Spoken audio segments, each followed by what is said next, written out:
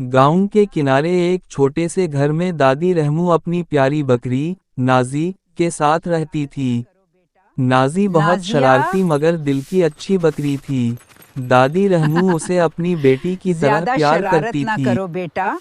नाजिया बेटा, बाहर खतरा है, दूर मत जाना। एक दिन दादी रहमू बाजार जाने लगे। जाते हुए इन्होंने नाजी से कहा, नाजी बेटा, घर के बाहर मत जाना, वहाँ खेतों में खतरा है। नाजी ने सर हिलाया, मगर थोड़ी देर बाद उसे बाहर की हरी घास देखकर लालच आ गया। वो आहिस्ता आहिस्ता खेतों की तरफ निकल गई। खेत में किसान की सब्जियां लगी थीं।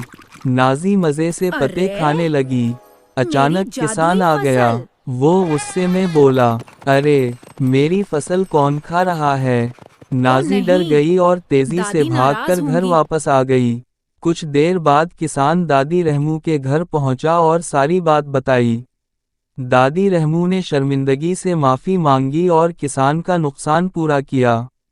फिर इन्होंने नाजी को प्यार से समझाया, बेटा, लालच हमेशा नुकसान देता है। दूसरों की चीज़ बगैर इजाज़त इस्तेमाल नहीं करनी चाहिए। नाजी को अपनी गलती का एहसास हुआ। इसने दादी रहमू के हाथ चाटे और दोबारा कभी शरारत न करने का वादा किया।